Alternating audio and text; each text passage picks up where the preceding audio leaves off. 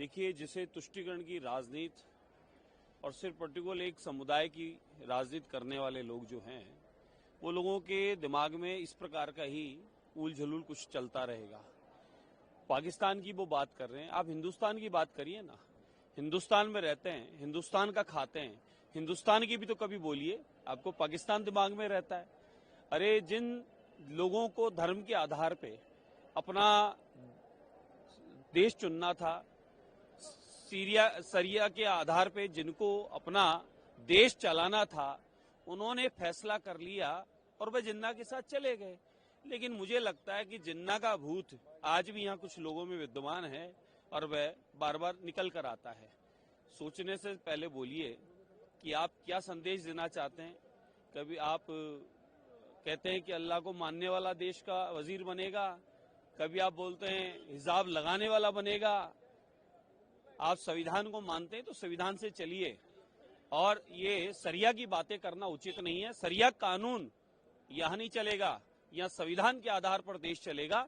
यहाँ सरिया की बातें नहीं करें तो ज्यादा अच्छा है। जिसको सरिया की बातें करनी है, सरिया पर चलाना है, उसके लिए पाकिस्तान तैयार है। देश का नागरिक प्रधानमंत्री बनेगा, लेकिन उसमें हिजाब की बात वो बोलते हैं। देखिए, देश सुनिए, ये इस संविधान की खूबसूरती है कि यहाँ लोकतंत्र में अधिकार सबको चुनने का है, खड़ा होने का है और मतदान देने का है।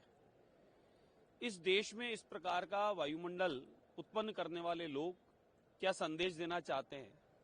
यहाँ इस देश में रहकर और पाकिस्तान से जोड़ना चाहते हैं। पाकिस्तान के हाथ में कटोरा है भीख का, और भीख भी नहीं है। क्या आप उसी स्थिति में जाना चाहते हैं? ये वही भारतीय जनता पार्टी की सरकार है जहां अब्दुल कलाम साहब राष्ट्रपति होते थे। उनके कार्य और उनका दिया हुआ इस देश को योगदान भी आज पूरा देश जानता है और उनका सम्मान जानता है। लेकिन आप लोग इस प्रकार का वायुमंडल बनाकर, इस प्रकार की चर्चा करके क्या संदेश देना चाहते हैं, क्या मैसेज देना चाहते हैं, क्या इशारा कर रहे हैं? आप लोग सीधी सीधी भाषा में सरिया कानून यहां लागू करना चाहते हैं, जो इस देश में कतई संभव नहीं है और कभी भी ऐसा होने नहीं देंगे। बांग्लादेश में जिस प्रकार की हिंसा हिंदुओं के ऊपर हो रही है, क्या बिल्कुल दुखद है। बांग्लादेश के समस्त हिंदुओं पे, अल्पसंख्यक समाज के रूप में जो भी वहां रहते हैं, उन सब के प्रति हमारी संवेदना है, गहरा दुख है, आघात है। जिस प्रकार से बांग्लादेश में सनातनियों पर, हिंदुओं पर जो अत्याचार हो रहा है, उनको मारकाट मचाई जा रही है, लूटा जा रहा है, बहन बेटियों को जिस प्रकार से दुराचार किया जा रहा है, बहुत ही निंदनीय है, बहुत ही दुखद है। मैं अपनी ओर से संवेदनाएं तो देता ही देता हूं, साथ में राष्ट्रपति और प्रधानमंत्री महोदय से एक आम नागरिक होने के नाते भी निवेदन करता हूं कि बांग्लादेश में जिस प्रकार का हिंदुओं पर अत्याचार हो रहा है, वो उसके ऊपर भी हम लोगों को कुछ विचार करना चाहिए। मुझे ये तो विश्वास है कि हमारी केंद्र की सरकार ने कोई ना कोई योजना, कोई ना कोई कूटनीति जरूर बनाई होगी, क्योंकि भारत तो विश्व बंधु के रूप में है।